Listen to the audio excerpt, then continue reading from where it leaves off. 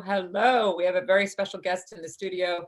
It is the one and only Luke Ironside. Welcome, Luke. Welcome to you.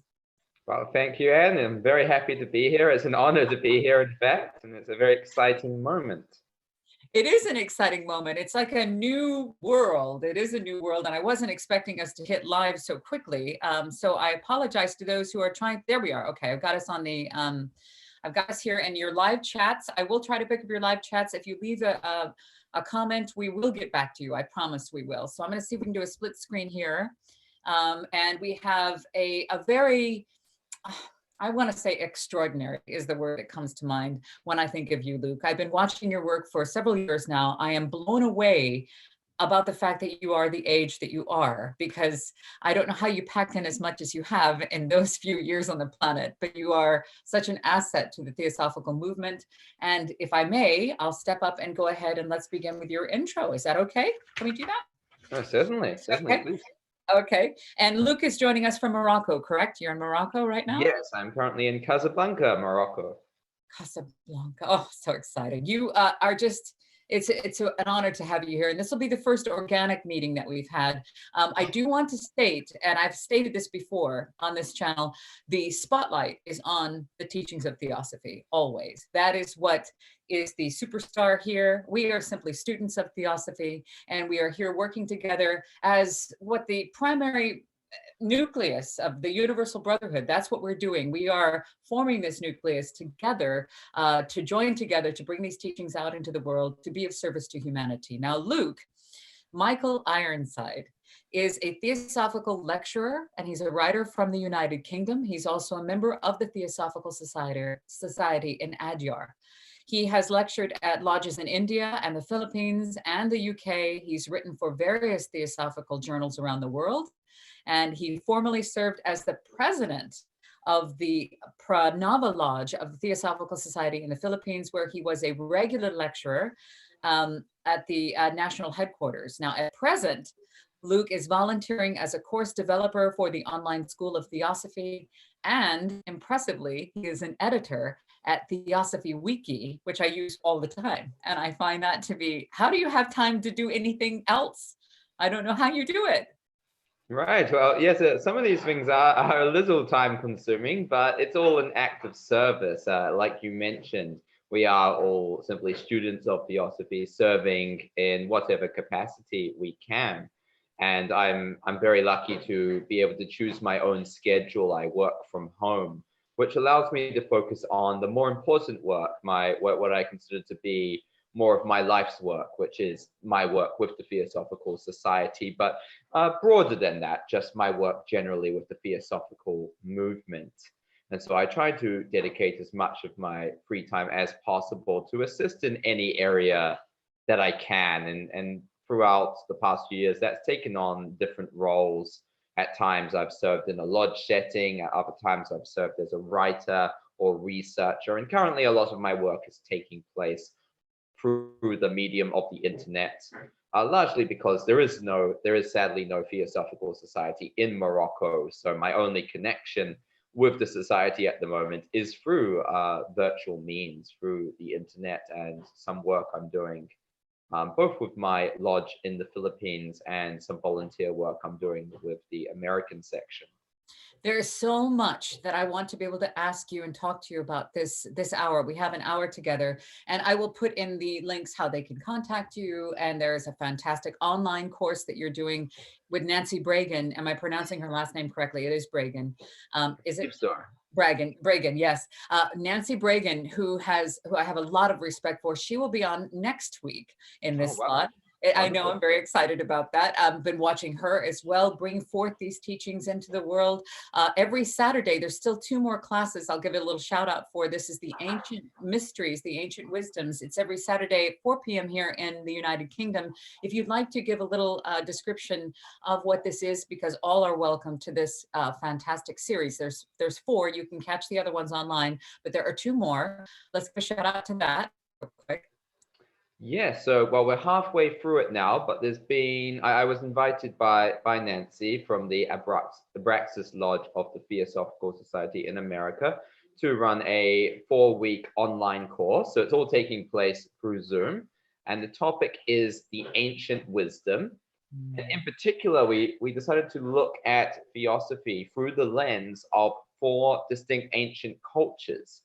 Because I think there's this tendency to think of Theosophy as this sort of modern movement that came about with the publication of The Secret Doctrine and the writings of H.P. Blavatsky. But Madame Blavatsky always stated in The Secret Doctrine that these were not her teachings. This isn't some new philosophy that she's presenting to the world. She said she's merely putting down in writing these teachings that have always been there. She's merely a compiler of these ancient teachings. And she tries to sort of gather references from different traditions. So what I thought would be useful is to take 4, because I'd love to do more, but we only have the time for 4. So to take 4 of these ancient cultures and examine their presentation of Theosophy and show how it relates to the modern presentation. So we have already covered, the first week we did the wisdom of the Upanishads. That is available on YouTube. Just yesterday, we covered the Egyptian mysteries, which both of these classes were very well attended. We had people from all around the world. It was a very good turnout. And that one is not yet uploaded, but we will get around very shortly to uploading that to YouTube. Next week, we'll be looking at the mystery schools of ancient Greece. And in our final and 4th week, we will be looking at the Theosophy of the Druids. So that may be of interest to people coming from England, tuning in from the UK in particular.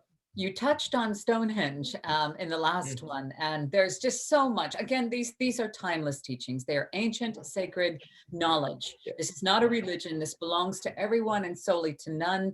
And as I mentioned earlier, in the universal brotherhood, I think there's a lot of, if we don't stop being silly, we're going to do what the churches do. If we infight, these teachings should be shared by all who have a pure heart and wish to be of service to humanity, to help ease the unnecessary suffering of all beings on this planet. And it's time that we unite. And if we say we are all one, but we still stand our ground of mine's right, yours is wrong, we need to stop that. So with the internet, how we're able to connect and be in real time together, this is a fantastic tool for us to do just that. So brilliant timing on that with Nancy and you. And if you'd like to join those, there are links on the Living Theosophy, links is on my page, links on Luke's page.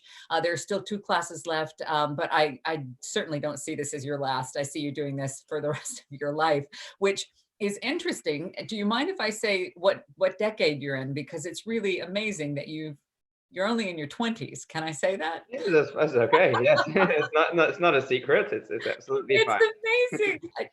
What year was it that you decided to look into Theosophy? Where were you and what happened when you decided to pick up the texts? And which text was it? And how old were you? Do you mind if I ask? Right. Well, that would have been some 12 years ago or so when I started my study into Theosophy, as in picking up texts published by the Theosophical Society. I would have been 14 years old, and I often spent time at the local library, and I sort of worked my way through the comparative religion section and gradually went into the philosophy section. And you know, the way the books were arranged is the philosophy section sort of merged into the occult and esoteric section. So I stumbled across, believe it or not, the first one was The Secret Doctrine, Volume 1.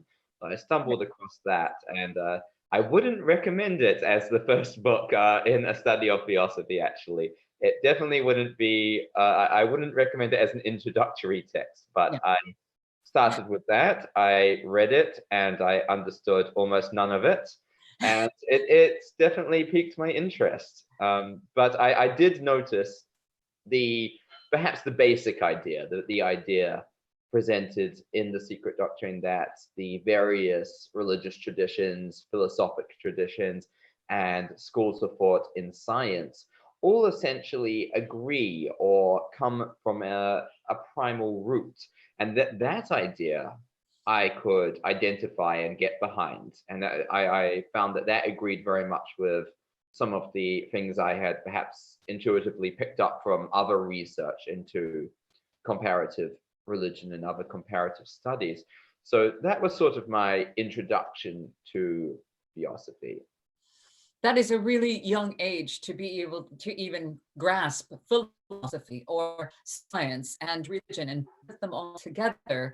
But what you've done with that is you've taken that and you've put it into action, which is what the teachings, you could have a master's degree in philosophy, but unless you apply it, there is actually that's not what they're there for. It's not just to know them, it's to become them. That is my understanding. And you started to do that at a very, very early age. And I remember reading something about your journey that you'd mentioned a book by the three initiates called The Kabbalion. And you said that that was also a very important text in your growth in the Theosophical teachings. Would you mind sharing a little bit about that, if you would, please? Right, certainly. Well, the Kabbalion is almost the opposite of the secret doctrine in its presentation, identical in its teachings, but opposite in its presentation in that it's extremely simple and concise. It's a short book. It must be 100 and something pages long. It's written by the three initiates, which is now known to be the pseudonym of William Walker Atkinson, an American lawyer and researcher who lived at the turn of the century. And he was a fascinating figure in occult circles. He wrote various texts on yogi philosophy, on the Eastern traditions, but he also extended that into Rosicrucian studies. He wrote texts on the esoteric interpretation of Christianity, and then he wrote his best-known work, the Kabbalion, which was an overview of Hermetic philosophy, the Hermetic philosophy of ancient Egypt, as he put it in the text. And so what I like about that text is it presents these teachings, but in a very simple, easy to digest way. It's each chapter, if I recall correctly, begins with a short quote or a short statement of Hermetic philosophy, an axiom. And it's very easy to take in. It's very common sense to a degree. It's almost obvious, but the sort of thing that you don't realize is obvious until you come across it, which I found really interesting. So it presents all these ideas, but in a very easy to understand way, and that's why I appreciated that. And before joining the Theosophical Society, I sort of studied some of William Walker Atkinson's work independently. It got me thinking. It eventually got me writing down some of my own interpretations or understanding of these ideas. But interestingly, it was discovered somewhat recently that William Walker Atkinson was in fact a member of the American Theosophical Society. His membership diploma was discovered, or his membership record was discovered, and there's some information about that on the Theosophy Wiki. That is a fantastic thing to know about, because I remember it was also William Walker Atkinson that was my introduction as well. It was the 14 lessons. Actually, I don't know if I have it. I don't have it here. It's the well, it's the 14 lessons in Oriental yogi philosophy and Oriental occultism, which is a very long, kind of a hard to, what the heck is this? And then it was the advanced course actually that came across my desk first. Everything seemed to absolutely was like, what is this? This is really amazing. What is this? This is what I've been looking for. And then it was pointing towards light on the path, which then was pointing towards the secret doctrine, and it went from there. So I think everybody has a way in, and I think that William Walker Atkinson has been condemned as pseudo-theosophy, but I disagree. I believe that there's quite a bit there, and it's a fantastic way for introduction into these teachings, which seem to be showing up all over the world. Certainly, and I think that's right. There's always accusations of pseudo-theosophy that come about. The issue with that, I think, is that the theosophy has never been a single system presented using identical language throughout all ages. So, for example, just like we've been studying in the Ancient Wisdom series, there are various presentations of it. There are different terms used to explain these incredibly abstract concepts. And of course, these concepts and ideas and the truths of Theosophy do transcend language. Language is very limited and imperfect in its attempt to capture these ideas, which is something that the early Theosophists found as well.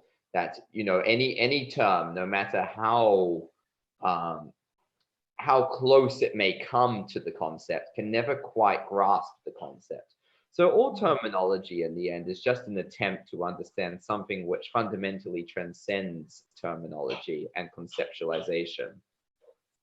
Well, you were talking about in a class this week about the power of symbolism, how we could all understand what the symbols mean, the symbolism and the myths of our life. We have mythology. Blavatsky was talking about, pay attention to your myths and legends. There is much truth to be had there. And we have the parables in all of the religious texts and the allegories in these religious texts. A lot of people will take literally, and we have taken them literally, but it's time that we take a look at them through a different set of understanding eyes, I suppose, I guess would be the way to put it. And that's why having other folks on here, other students of Theosophy, it's incredibly important for the message that you're getting out.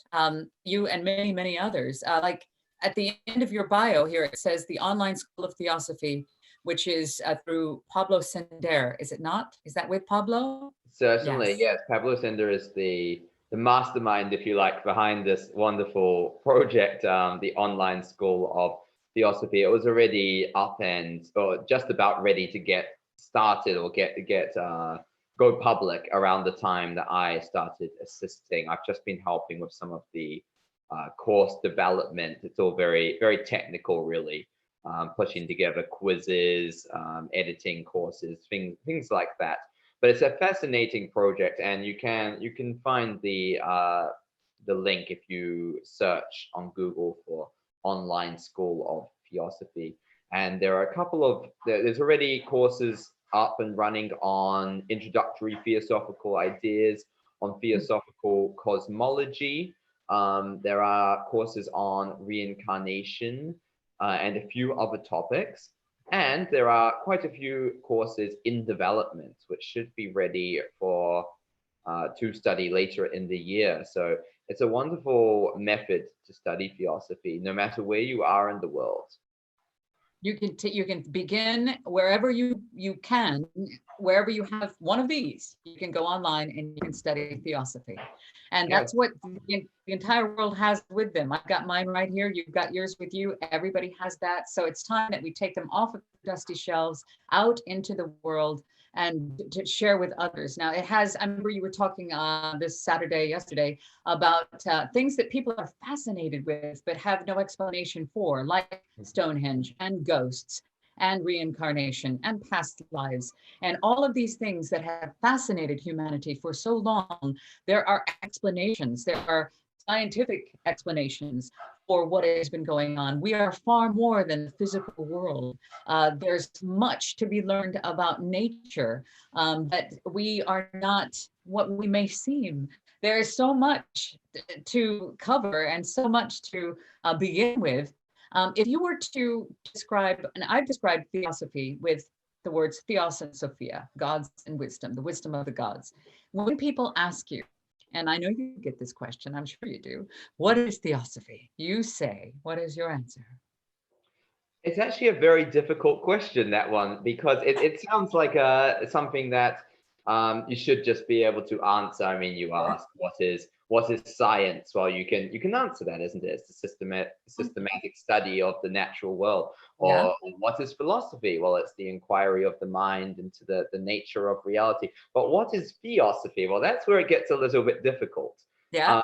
In terms of its etymological roots, yes, it comes from Theos, referring to the gods, and Sophia, referring to wisdom, so wisdom of God or the wisdom of the gods.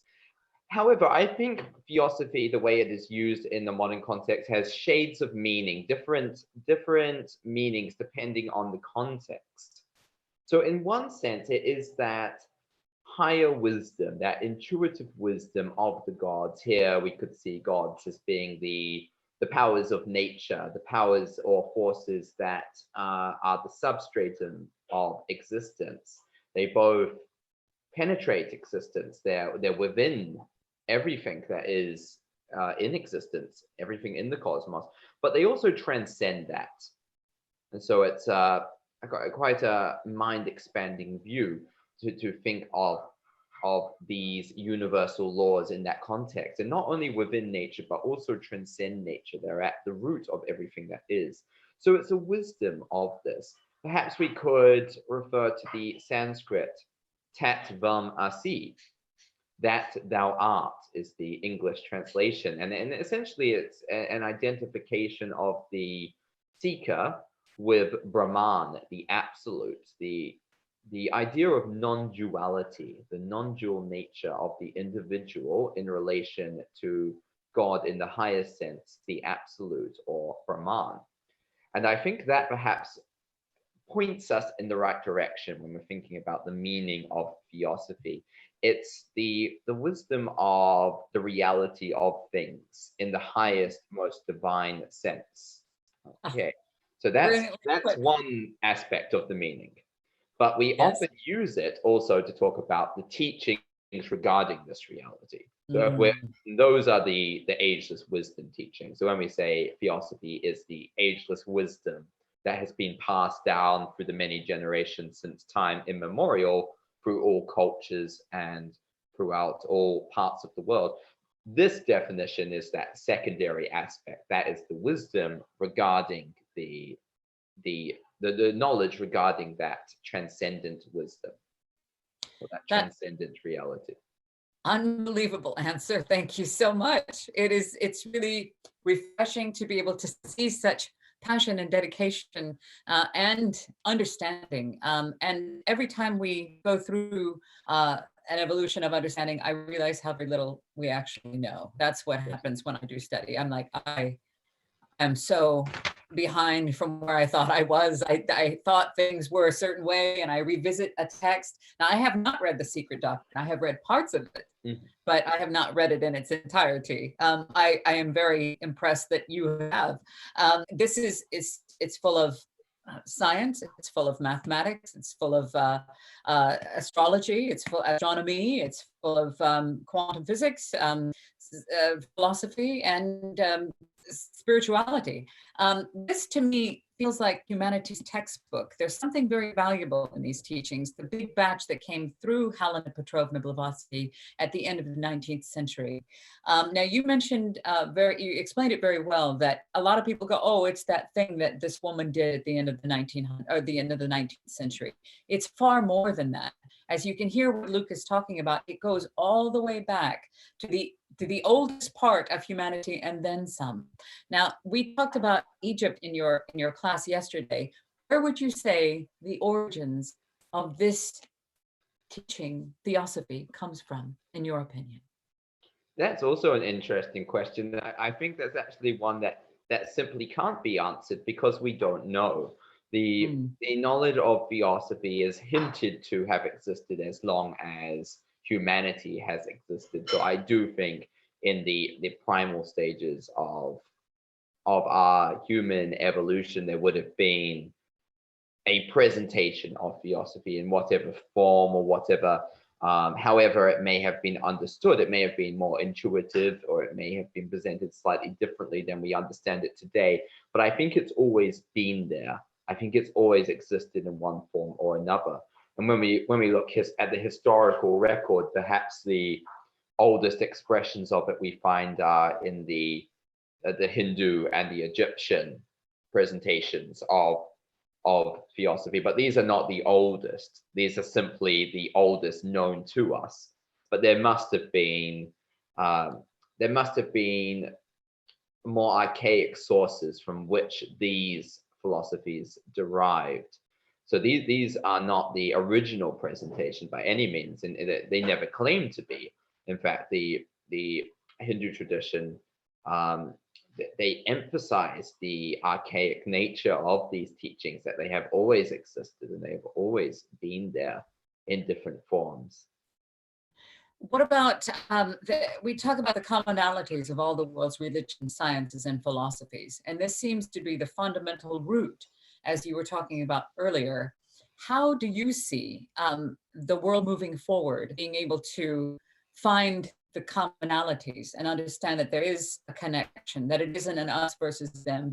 Religion has caused suffering for the beginning of time. You know, our beliefs and the way that we have human nature, our selfishness, our greed, our superstition, the selflessness of humanity. And we'll get to your questions. I see some folks are commenting. I'm going to take a break after this next question and get some of your comments here. I appreciate you being here. Thank you so much.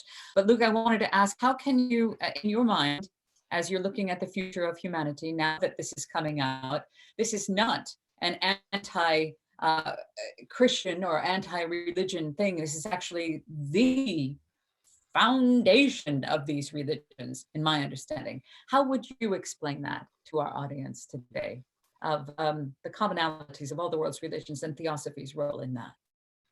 Please. I think that's also a fascinating question, because if you go back 200 to 300 years, there was no concept of comparative religion. There was no comparative religious study. So even in the fact that nowadays, or for the past 200 to 300 years, I should say, there have been comparative studies of religion taking place in which certain concepts have been compared to those of other religions. That was sort of the first building block in this coming together of different religions. And obviously extending beyond that, we also have the comparison between religious concepts and those of philosophy and science as a comparative study between all three fields of inquiry. And I think we see that happening more and more, both in terms of academic research, but also in practice. There are nowadays many interfaith organizations around the world. Many different religious leaders do work together. Interestingly, you know, if we reference the funeral of John Paul II, Pope John Paul II, we see religious leaders from all the great religions coming and attending this for the first time in history. We nowadays see a much friendlier relationship between the Protestant and Catholic branches of the Christian Church. Particularly in England, I've noticed this friendliness that definitely did not exist historically in times past. This is all incredibly recent. This is all within the past 50 to 100 years. So we do see these strides, these coming together, and there's always under the banner of peace and charity and brotherhood and love. It's always under the banner of these transcendental values, these values that are bigger than any one religion. And I don't think nowadays you find religious leaders claiming so much that these things belong purely to their religion. I don't think nowadays you are quite so likely to find a religious leader saying love is attached only to my religion. Only followers of my religion have the capacity for true love. In the past, we found this divisive idea, but nowadays we certainly don't find that quite so much. So I think we see in the major religions coming together under ideas or values that are bigger than the religious tradition themselves. And I think what we're going to see is this will continue and accelerate at an increasing rate. What I don't necessarily believe, and so some people do, and that's okay, but I don't necessarily think this will mean the end of religion. Some people see this progressiveness and this coming together under universal values, perhaps meaning the death of tradition. I don't actually think this will be the death of tradition. I think tradition will survive, and there will be perhaps a rekindling of tradition. But tradition does not need to mean discrimination and exclusiveness. Tradition does not need to be exclusive. The Theosophical Society has a tradition. We have certain ways of running in an organizational sense. We have our lodges, we have our structures, we have all of this, but we endeavor, we try our best to not be exclusive. We don't exclude people. We don't say we are right, everyone else is wrong. We don't have this sort of attitude. And I think also nowadays in many religions, we see this as well, that they are becoming more inclusive. And Good. I think this will continue. I think tradition will be maintained. There will still be distinct branches. There will be Buddhism, there will be Hinduism, there will be the various branches of Christianity and Islam and so on. And I think these will all maintain their distinct identities while perhaps recognizing themselves as the branches of one human tree, of one broader tree, which is religion itself. Yes, I love your projection. That is beautiful. I'm going to take a moment here because there are some folks that want to talk to you.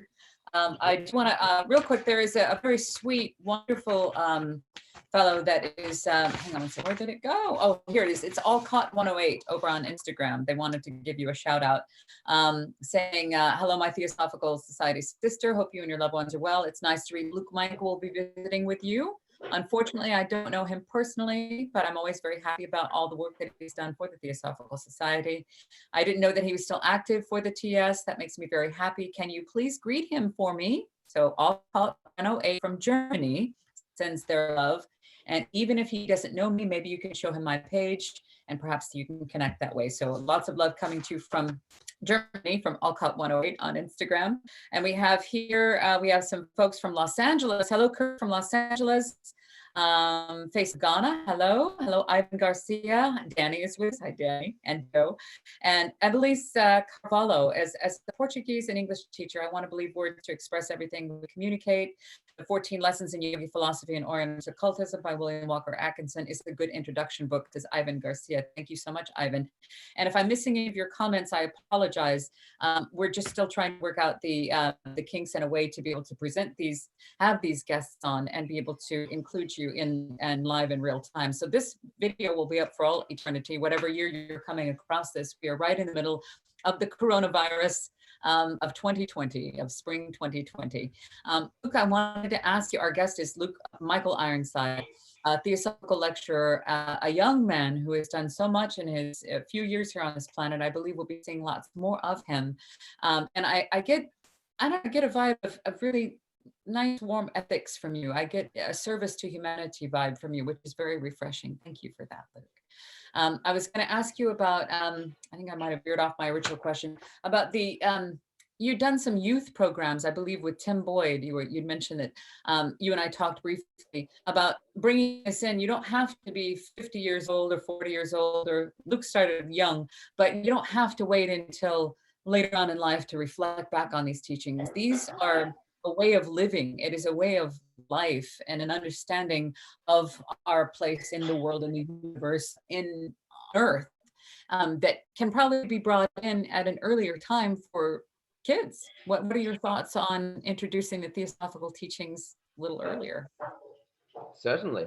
Well, I think that it's incredibly important for the teachings of Theosophy to be presented in a way that are accessible to people of younger generations. I think that that's important both in terms of ethical development and also in terms of the Theosophical Society, the demographics of the Theosophical Society. It is important for these ideas should remain relevant, and they should remain, they should be something that are easily digestible and understood by younger generations. And so, yes, you mentioned the youth forums, which were organized at the 141st and 142nd International Conventions of the Theosophical Society, where it was just a time to come together and brainstorm. It was really just a brainstorming session, brainstorm some of these ideas. And what we do see are many youth interested in Theosophy nowadays, especially as things are going digital, as things are going on the internet. I think that's the big step here that is causing this renewal of interest.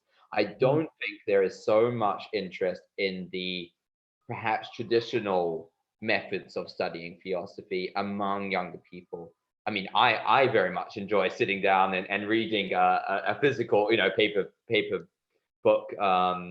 paperback book, but I don't think so many young people do nowadays. Most people are reading on the internet, or I'd say, in fact, most people aren't reading nowadays. Most people are watching YouTube or, you know, learning things Yeah. through these easily digestible methods. I think, and it's the nature of our age that things nowadays are much faster than they used to be. People's schedules are faster, people are busier, people want to take in information very quickly and very easily. People don't necessarily have time to sit down and read a book for hours, which is unfortunate in many ways, but we must adapt to survive. And so it's the nature of our current time, I think, that it would be useful for many of these teachings to go online, and that's similar to, you know, so some of your efforts through these YouTube videos, I think, are a really helpful way for youth to be introduced to Theosophy, and also things like the online school and so on. So I think it is important to modernize Theosophy in the sense of Theosophy as the work of the society. The teachings, of course, are ageless, and they don't change. They are fundamental to existence, so they don't change. But the medium whereby they are expressed does change and constantly changes, and always has done. And so in this technological age of the internet, it is important that they are modernized and kept up to date and presented in accessible ways for you. And I think if you put them out there, people will find them. We don't need to go proselytizing. There's no need to proselytize in Theosophy, because these teachings, being as they are at the root of everything, will be found by people. They will be found one way or another. But hopefully in our work with the Theosophical Society, we're just making them slightly easier to find than they otherwise would be. That's a good way to put it. Easier to find. And I did come across, when I started doing this, I literally did not know what I was doing. I still don't know. I just know that I need to get them out there. So as a former radio and television broadcaster, I thought I'm going to use my voice for something purposeful. So that's what I'm doing. I'm just kind of following the teachings as we discussed. I have a momentum of their own, and they just go. And so I just show up and do what I'm supposed to in whatever way that I can. And I believe that by joining hands and joining forces, I believe that that's that nucleus that I was talking about. All of us can do that. There isn't anybody that's any more important than anyone else. These teachings are, again, that's the spotlight is on the teachings. The spotlight is this ageless wisdom that belongs to all of us and is within each and every person, every one of us. You are the temple. You are the temple, and that nature is church. So all of these things that we've been talking about in these teachings of Theosophy, I just had some, hi there, guys. Hello from Greece. Greece is popping in, welcome. Yeah, oh, you got a lot of folks coming in here. Thank you so much. We will respond to your comments, I promise. I wanted to ask Luke, as we were talking about this time that if you were coming across this video, this is during the COVID-19 or the coronavirus pandemic shutdown. And so in a way that might be kind of the boost that a lot of people need to go ahead and connect via what we're on right now, Zoom. Well done, Zoom. Well done, YouTube. But what are your thoughts on this that is happening for our Earth right now? This particular time, it is the year 2020. And you said over the last 50 years, these, you know, even comparing and having world religion classes and things like that, that's still very new. What do you think, and this is just me asking your opinion, what do you think is happening right now with this slow down and the Earth is healing its ozone layer? What's going on, do you think? Well, that's interesting, the environmental aspect, isn't it? I mean, considering the abuses towards the earth in the past few hundred years, I mean, you can definitely see the karmic element in that, and the earth needing to, in a sense, regenerate and heal itself. We definitely see that aspect, that just being not a punishment. It's simply the way karma works, isn't it? Cause and effect. You treat the earth badly, then what can you expect? So I think environmentally speaking, it might not be, I mean, it might not be so good for us, but good for the earth. You know, at least the earth is having a chance to recover in a sense there. But these things, they do happen for a reason, don't they? And Mhm. there are of course the negative aspects, but there's always something that will emerge out of it in terms of development and in Mhm. terms of progress and positivity. So of course it's incredibly sad and tragic, the negative impact this has had, the deaths and the illness and the collapse of the economy and so on, all of these negative outcomes of the current pandemic. All of this is incredibly sad, but I don't think it's the end of the story. I think there is a positive aspect to it as well, even if that is in one sense a technological aspect that yes, it has brought people together through the internet in a way that perhaps wasn't so common before. It is bringing people together in a different sense, and I think we also find that in any pandemic or difficult or tragic situation, we do have perhaps the essence of brotherhood comes out. It emerges. I think it's there within everyone, but we tend to get sidetracked or distracted by selfish ambitions and pursuits and greed and all these human frailties that so often interfere and get in the way. But suddenly you're hit with something like this, something so unexpected, and Mhm. it really forces you to move beyond that and to come together, to unify in order to survive. So there's this interesting coming together that we are experiencing as a result of this pandemic. And I think it's also lovely to see so much positivity and love and care from people, responses to this pandemic from people around the world, Mhm. charitable efforts and so on. And I think all of that is just an aspect of that universal brotherhood that is there. It is always there, but it may sometimes not be apparent on the surface. So I Mhm. certainly think this is going to have long-term effects on humanity and on the way that we think and the way that we work and the way that we interact with one another. Some of these might be difficult to adapt to at first, but I think in the long term there will be a positive outcome.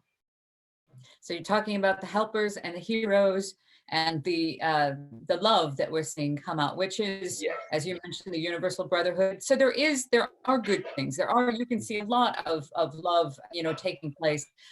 Do you have hope for humanity? A lot of people say you're just an empath. To me, you're just an empath. You're crazy.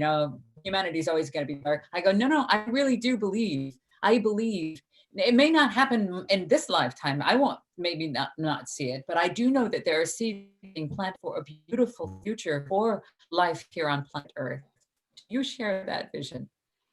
Right. Well, I'm a very optimistic person, but I don't think I'm optimistic because I choose to be. I mean, there's two kinds of optimism, isn't there? There's Mhm. there's a sort of optimism by choice. You choose to be optimistic despite the difficulties and suffering of the world. That's one kind of optimism, sure. And then there's the optimism from belief. There's the optimism because you look at the evidence of human civilization and you are genuinely optimistic because you really believe that humanity is moving forwards.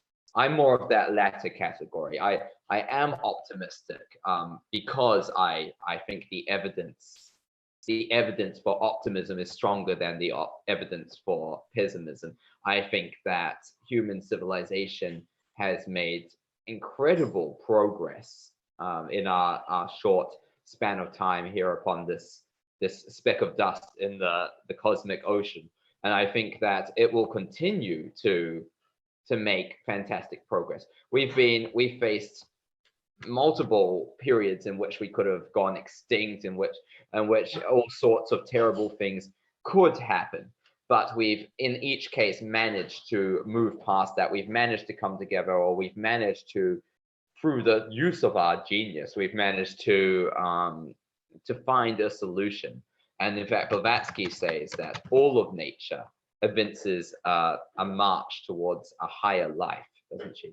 All of nature evinces a march towards a higher life. And I think we definitely see that. It's not only humanity, but perhaps here on this particular planet, it's most easily expressed or perceivable through human effort. But everything in nature is moving forward and moving upwards. And it's this beautiful progression of everything in existence. And so I'm very optimistic about where we are headed. Well, I tell you what, you're right in the right place at the right time. I'm so grateful to have you here, and I can't believe we've already blown through. We only have 15 minutes left with you. Well, I mean, I can come for a little bit. I'd keep on forever if I could. I'm just really grateful to be able to cross paths and work together. I wanted to ask about if people are watching and they're wondering, how do I start? Where do I start? What should I start with? Which text should I start with? Mine was a really light one, is the Light on the Path. That's what I would recommend, really tiny. But and I mean, you can start wherever. I just read the books to them. We do live book studies. We do recorded book studies here. Just get the books. The books are free. They're available for free. I have them over on the Living Theosophy website, which you can just click and get over there. You can download them. What would you start with? What would you recommend if somebody is curious and wants to learn about Theosophy? The online course with Pablo and you, the diploma course out of the Theosophical headquarters out of London. What would you say would be the text to pick up if they want to start today?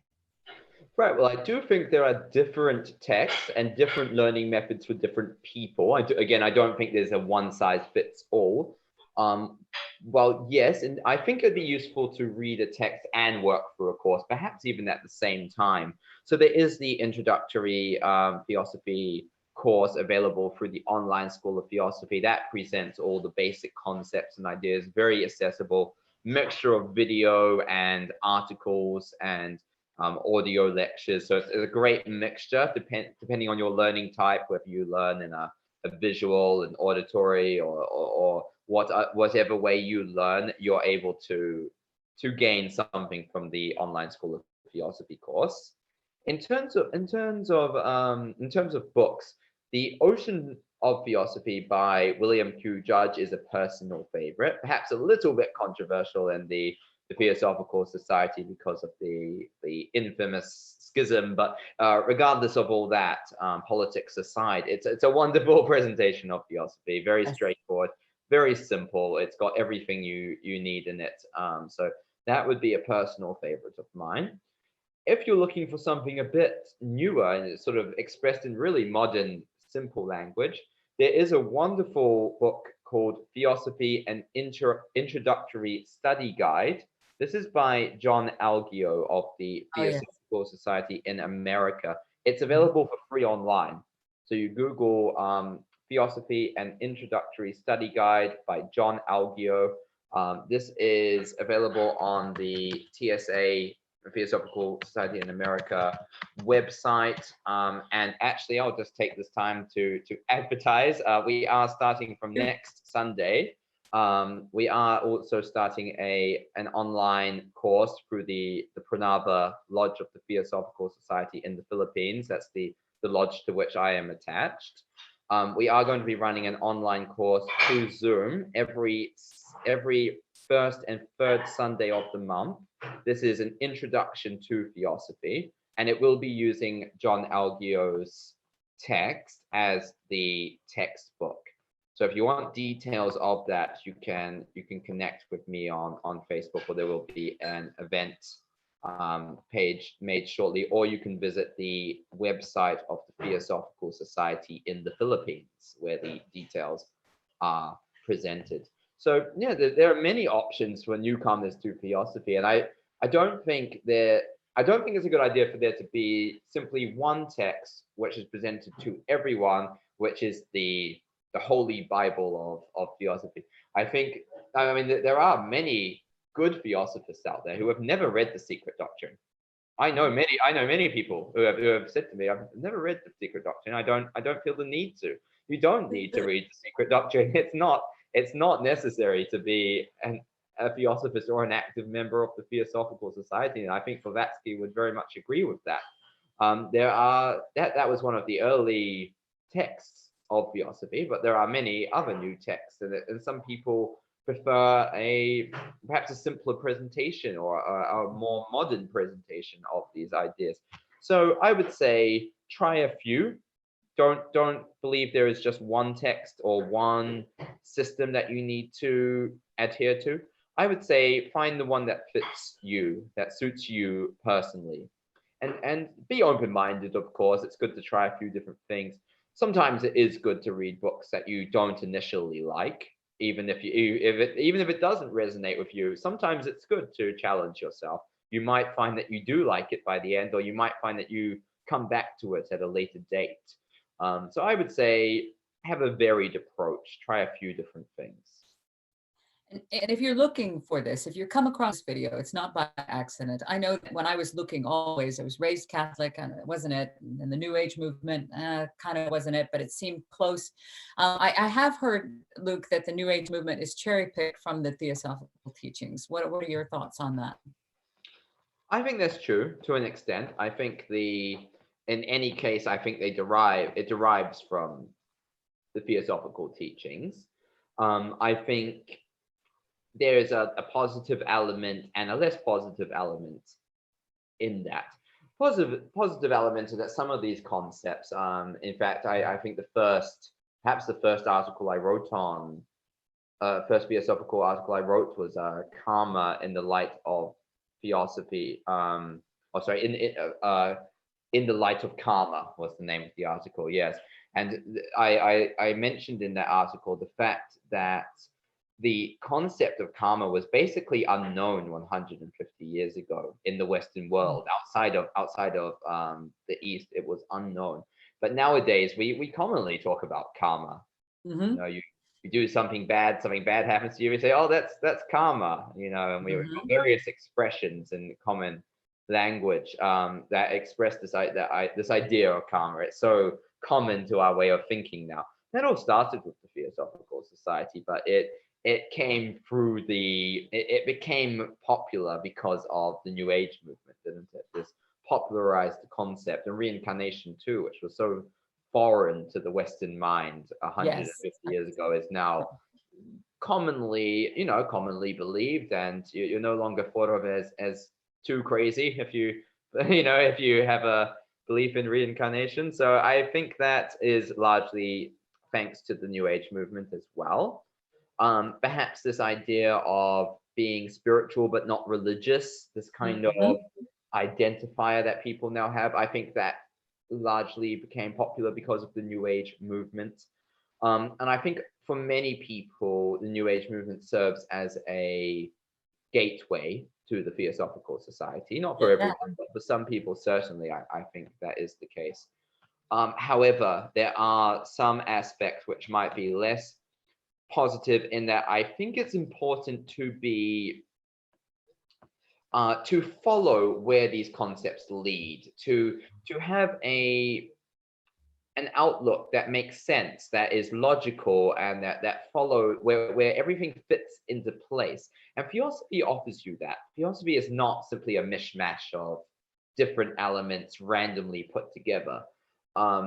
The concepts all interrelate, and you'll find that when you study any one area of Theosophy, it does lead you to other areas quite naturally, and it all fits together.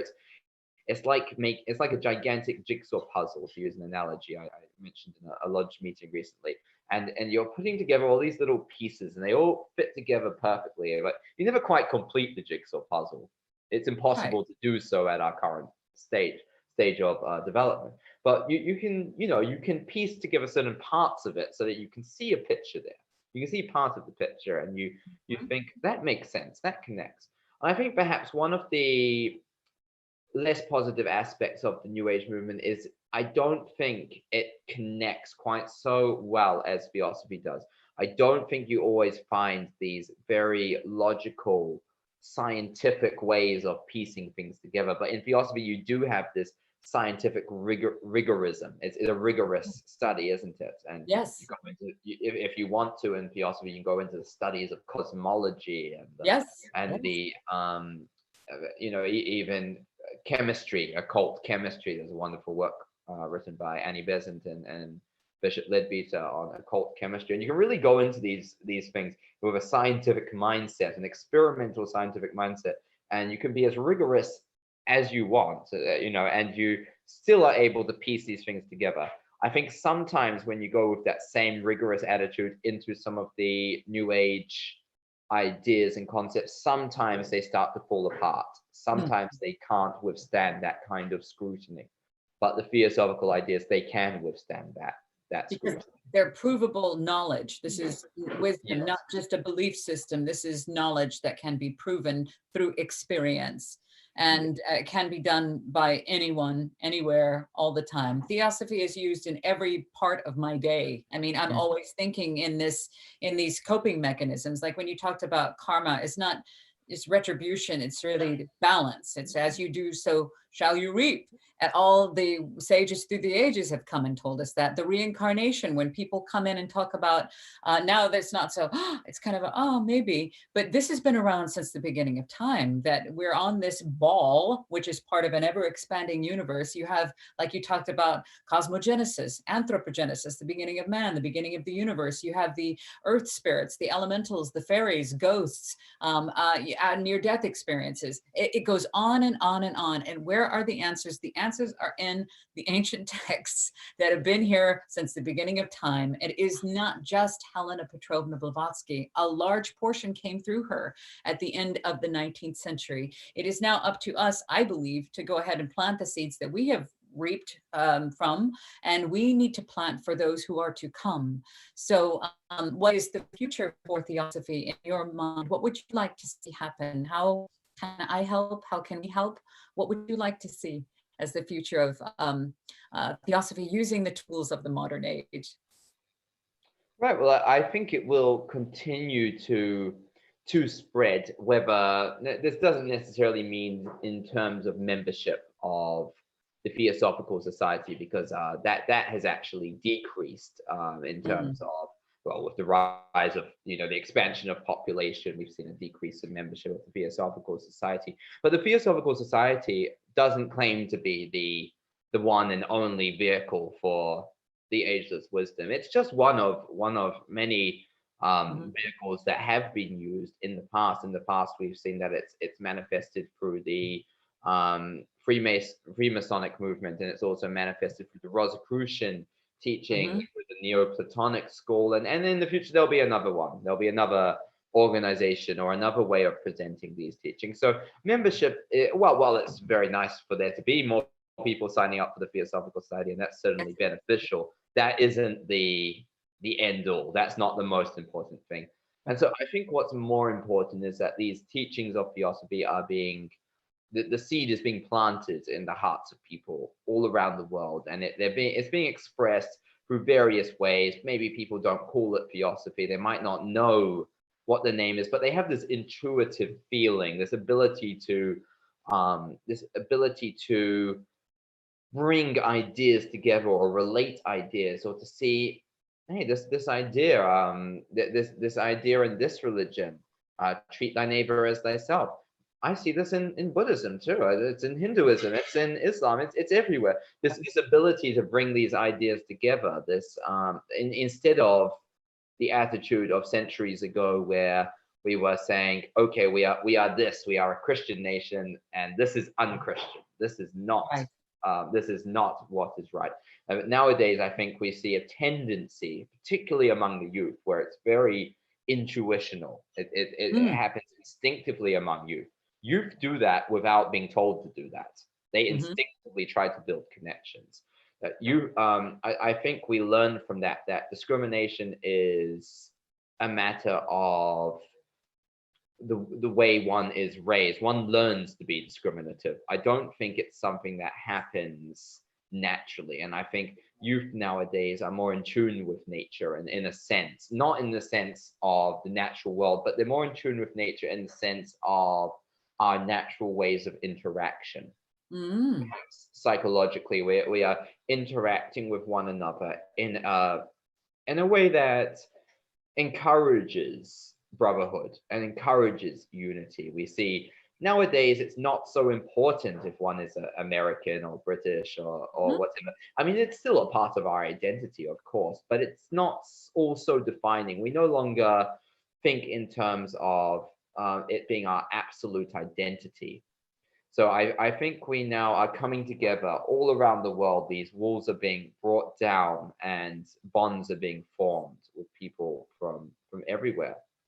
Do you think that that this is the age? This is actually now, this is what's bringing the, we used to have to go to buildings and the doors closed and we had those whatever ceremonies or sacraments, whatever we did, we had ceremonies, and that was the way we were able to tap in. But now we can speak to each other. This is instant communication all over the world, and this world is one of many, many, many worlds, and there's so much more to our story. And nature, we're talking about the universal brotherhood. You mentioned in the class yesterday about the terms, which I get a lot, race. The words race in Theosophy does not mean ethnicity, nor does Aryan. Those were hijacked in the last century. Aryan is something that you described it. It's an Indian term, correct? Yes. So this is something. So people have picked that out, and then they'll crucify without investigation. Please look beyond that. These teachings are ancient. And you were talking about, well, there's so much that was talked about last week. This will be online again. Nancy will put that up online and you can actually catch the course. Again, you began with the study of the Upanishads, the Egyptian mysteries was yesterday. That will be up online. Next Saturday, if you'd like to join Luke and Nancy, I'll be in the class as well. I'm so excited. It's an on Zoom only, but it then becomes on YouTube after the fact. This coming one is going to be next Saturday. What's the subject again? The subject will be the mystery schools of ancient Greece. So we'll be looking at Greece, and then the Druids are the week Druids. after that. Yes, both I'm so very exciting topics. I'm Would excited myself. Yeah. I know, I'm super excited for it. And folks, you're able to just follow the links I'm going to put under this video. Just go to Michael Ironside on Facebook. You'll see links there. Nancy also has them. I will have them as well. I wanted to touch base on what you, a little bit about, I know we're going over time, but it was so fascinating when you were talking about Stonehenge and the pyramids and the story, oh, there's tombs, or they're, you know, the Druids built them just to walk around in the sun. And there was so much more to that. And that is talked about in these ancient teachings as well. There's far, far more to what we think we know. We don't know really much of anything. There's still much to learn. Would you mind touching on Stonehenge just a little bit to tease us about what's coming in the truth? Well, Stonehenge sort of naturally came up in our class yesterday because we were talking about the pyramids, and Stonehenge is the other very famous monument, isn't it, of an archaic nature. And so what we've found is that these things are older than we originally thought, and also they're not necessarily attached to the cultures which we originally believed that they derived under. So with Stonehenge in particular, it was originally believed to be a temple of sorts built by the Celtic people or the Druids. However, modern archaeological research has discovered that Stonehenge predates the coming of the Celts to the British Isles. So again, we originally had the idea that the Celtic people were the indigenous people of the British Isles, but we now know that they are not the indigenous people, that they in fact migrated there from other parts of Europe and so on. So we've discovered that they sort of moved in, and this you know, amazing construction was already there. This structure, Stonehenge, it was already there and already old at the point that they moved in and started using it. So they sort of, rather than this emerging from their a belief system, they adapted to that. They found this and they created a belief system around what they already found to be there, which is interesting. So it predates them, and modern archaeologists and historians don't really know who built this or why this, you know, how it was there before the time of the Celtic people and who these people were. But there are some fascinating ideas presented in the Secret Doctrine and in some of the writings of A.P. Sinnett, another very early theosophist, about the at the origins of these structures such as Stonehenge and the pyramids and their possible relationship to Atlantis. Yes, I remember. There's so much, Luke, that we've only just scratched the surface, and I'm positive we will be hearing more from you in the future. I'm looking forward again. Those classes are on Saturday. I believe there's 11 a.m. Eastern Standard Time is where they're taking place from. It is a free, but they're asking for donations if you wish, if you can. If not, it is free. All are welcome. I will put links in post-production underneath this video, or you can go to Luke Michael Ironside on Facebook. I do not want to let you go, but I've already kept you. I can't believe it's only, it feels like we just, like 5 minutes. There's so much to talk about. It does feel like we've only just started, but we'll have to do this again sometime. I would love, would you come back again? Would you come back? I mean, I know you're going to be busy, but I'd love to have you back. I mean, I'd love to have you back all the time, but I just want to introduce folks, anybody who crosses this path, interested to find out what else is happening. Again, the online school taking place with Pablo Sender out of Ojai, which is the Crotona. Very interested. I've loved what he's done for a long time. There's a lot of people out there that are carrying this message forward. Again, it's not about the personalities. It is about these ancient teachings. So don't worry about who or where you get them from. There is no idolization. There is no guruship. There is none of that crap here. If this is pure ethics and love for humanity, this is selflessness. And that's why we're here. That's why we're doing it. That's why I'm here. And that's why I've invited you on. And I have just had such a fantastic time. Thank you so much. Is there anything that you'd like to say that we haven't covered?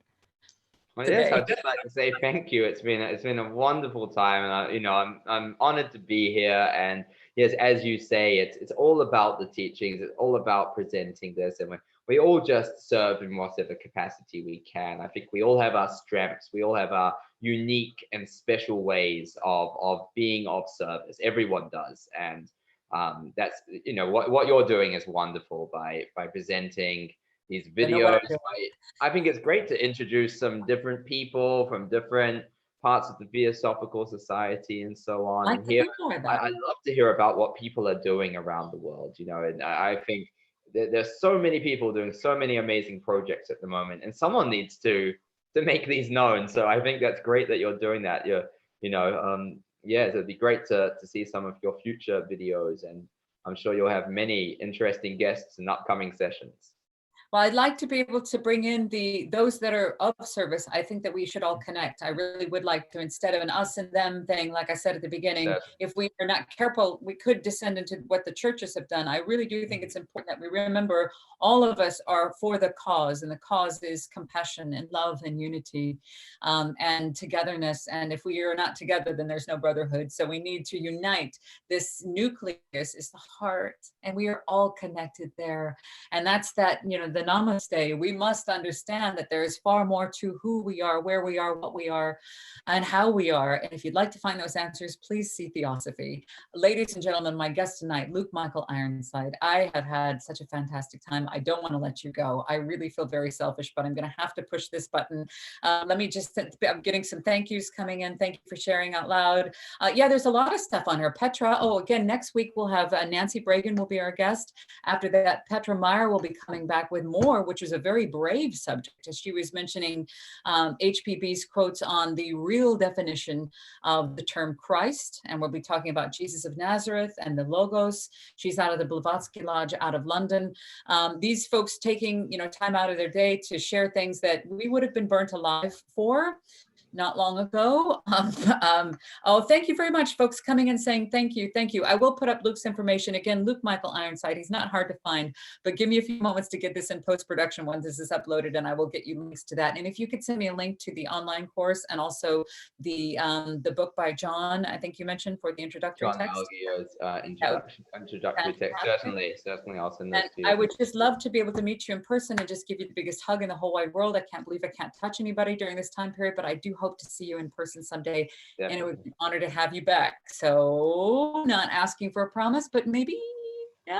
Would you like to come back? I'll be happy to. It'd be a pleasure. Yeah, no pressure. No, Oh, no, it'd be a pleasure. It'd be a pleasure to be back. You know, one of the things I used to do in radio when I interviewed these rock stars and people, I would always ask them silly questions. And we've been very serious this time. Well, I mean, you don't have to be super serious, but we have had a nice, warm, organic conversation. I like to ask them little things like, what is the last music that you listened to on Spotify? Or what was the last song you listened to? What do you like to listen to when you listen to music? Sort of into classical music at the moment, actually. So Yeah. I've been sort of, yeah, I've been classical and. Uh-oh. Did you go? What happened? Are you going to play some of it for us? What are you doing? No, he's gone. Did he go? Oh, no. Okay.